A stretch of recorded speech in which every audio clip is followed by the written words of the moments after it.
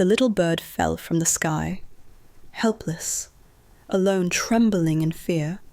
People walked right past it, laughing, scrolling, ignoring its tiny heartbeat. But then, Emma stepped in, and what she did next didn't just save a life. It shocked everyone around her. Watch closely, because this isn't just a rescue. It's a reminder of the courage and compassion most people overlook. A sharp, piercing chirp cut through the wind. Emma froze, instinctively scanning the treetops. The sound came again, more desperate this time, tiny and frantic. Her eyes followed the flight path of a small shadow. Then she saw it. A tiny sparrow, wings trembling, struggling against the gusts. And then it fell. The little bird crashed onto the gravel path, flopping helplessly, feathers ruffled and eyes wide with fear. People passed by, wrapped in their own worlds, earbuds in, phones in hand. A jogger barely glanced down. A mother pulling her child along whispered something dismissive. No one stopped. Emma's heart clenched. She crouched low, keeping her voice soft, careful not to frighten the tiny creature further. "Hey, it's okay, little one. I won't hurt you." Her hands hovered over the bird, hesitating, fragile, trembling, alive. A man walked by, smirking. "Why bother? It's just a bird." His laughter was cruel, echoing against the empty benches. Emma's jaw tightened, but she didn't respond. She could hear the bird's tiny heartbeat in the silence, frantic, like a drum in the quiet park. Minutes passed. The bird's wings fluttered weakly, its chirps more panicked. Emma scanned the area. There was no nest nearby, no mother in sight. She gently wrapped her hands around it, feeling the rapid pulse beneath her fingers. A shiver ran down her spine. The vulnerability, the life depending on her, even for a moment. "Come on, we're going to get you help," she whispered. Her voice was barely audible over the wind, but it was steady, grounding. She looked around, hoping to spot someone who could assist, maybe a vet, maybe a park ranger. But everyone continued on, indifferent. Her phone buzzed in her pocket. She ignored it. Right now the world was reduced to her hands and this tiny beating heart. Emma scanned the horizon. The old park office was a few hundred meters away, shuttered for the season. The nearest animal clinic was over a mile down Elm Street. She could run there, but the bird was too fragile to risk. As she debated, a group of teenagers approached, laughing loudly, skateboards clattering against the path. One of them noticed the bird. "Ugh, gross. It's going to die anyway," one said, crouching to snap a picture. Another added, "Why does she even care? Birds are everywhere." Their tone was mocking, dismissive, and it stung sharper than the chill in the air. Emma stood her ground, her hands tightening around the sparrow. "Please don't touch it," she said firmly. "It's hurt. It needs help." The teenagers laughed. "Or maybe it's just dramatic," one sneered. They circled her like predators, teasing, taunting. The little bird fluttered against her palms, terrified. Emma felt the tension coil in her chest, a pressure she hadn't expected. Her instincts screamed at her to protect, even if the world mocked her for it. A soft sound interrupted the scene, a distant rolling thunder, or perhaps just the wind. But it made the teens hesitate for a moment. Emma's gaze was fixed, unwavering. "I'm not going to let you hurt it," she said. Her voice had a strange weight now, calm but immovable, like a warning. The teenagers muttered, rolled their eyes, and moved on. But Emma's heart raced. She breathed slowly, calming the bird, whispering encouragement. Almost there. Just a little further. She scanned the path, looking for something to shelter the bird. A park bench, perhaps, under the small canopy of trees. Emma knelt behind the bench, carefully placing the bird on a soft layer of fallen leaves. Its chest rose and fell rapidly. She crouched close, shielding it from the wind with her coat. Every chirp, every flutter of its wings, sent electricity through her. She felt every heartbeat, as if it were her own. A soft rustling behind her made her turn sharply.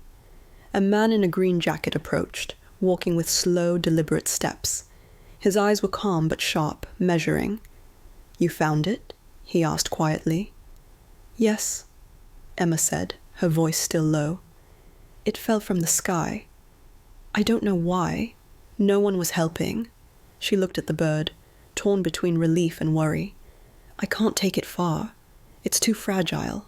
He knelt beside her, scanning the tiny creature. "You handled it well," he said.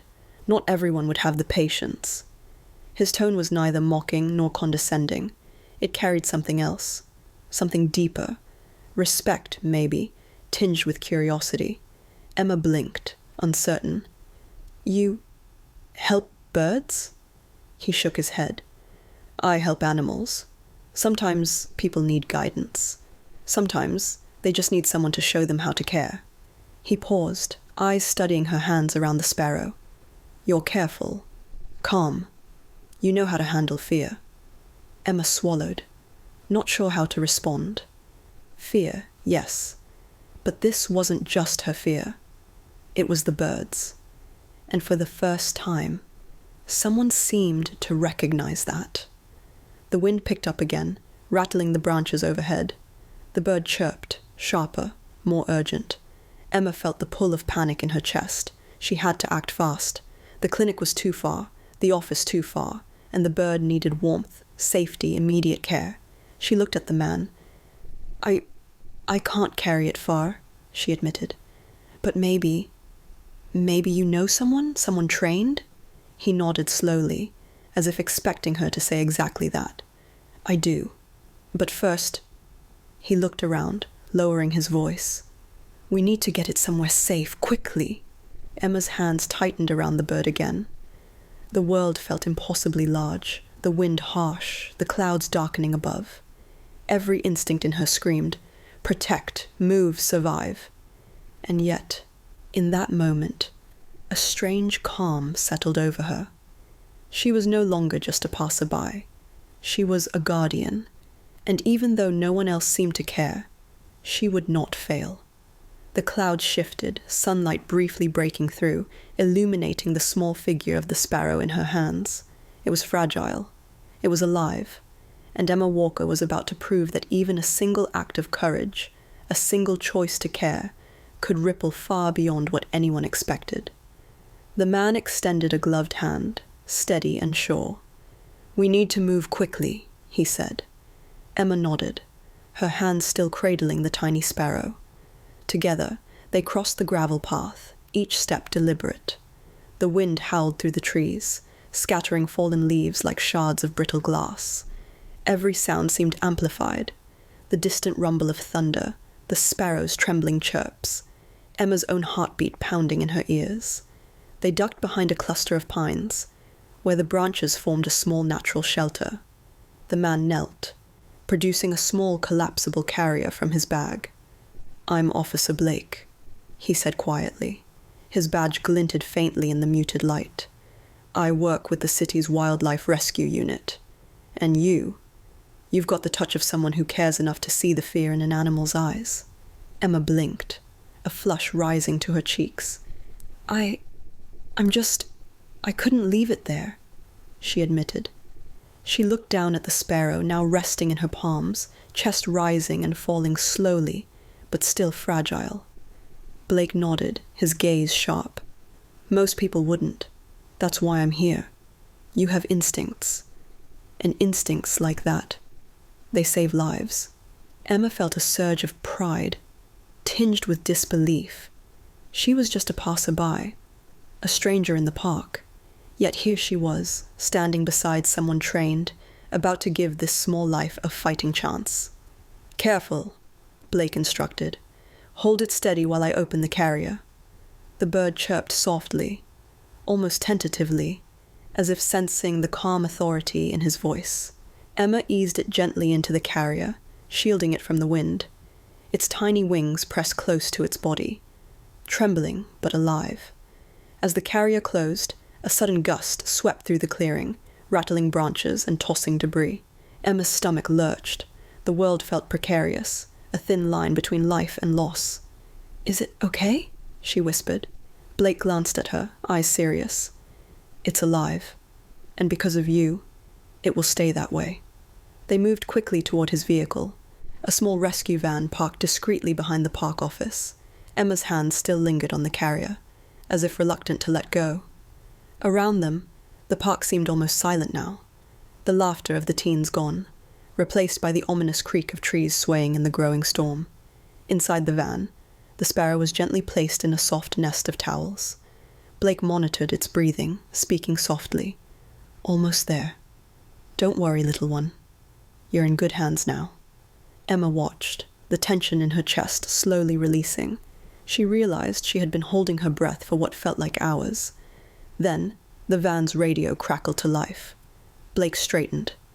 "Patch me through to the wildlife clinic," he said. "We'll need a vet on standby. And keep the patient calm." Emma stepped back, letting him take the lead. Her chest swelled with relief and awe. She had never felt so powerless, yet so responsible in her life. And now, watching someone trained, experienced, handling her small act of courage, she realized the ripple effect of even a single choice to care. Minutes later, the clinic doors opened. A veterinarian in a white coat rushed out, gloves ready. "We've been alerted," she said urgently. "Is it stable?" Blake handed her the carrier. "Thanks to this young woman, yes. She found it first." He gave Emma a nod, a gesture of respect that made her heart leap.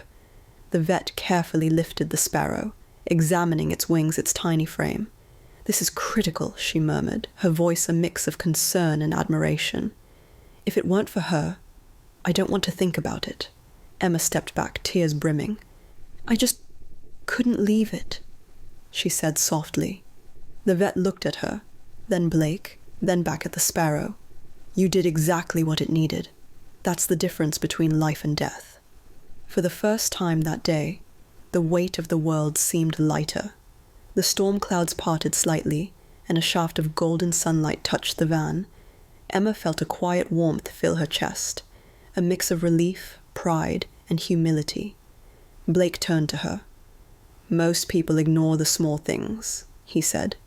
"You didn't. That's why the world needs people like you." The moral settled over her like a gentle whisper. Courage isn't always about grand gestures. Sometimes it's about bending down to save the smallest life when no one else will. Compassion can ripple farther than we imagine, and even a tiny act of care can inspire respect, change, and hope. Emma walked away from the clinic that day, the sun warming her face, the memory of the sparrow's tiny heartbeat still vivid in her mind. The world hadn't stopped moving, people were still rushing past, but she carried with her a quiet certainty that the smallest act of kindness, in the hands of someone who dares to care, can move mountains, or at least save a life. And somewhere, in the shelter of soft towels, a little sparrow chirped, alive, safe, and forever touched by a human who chose to notice.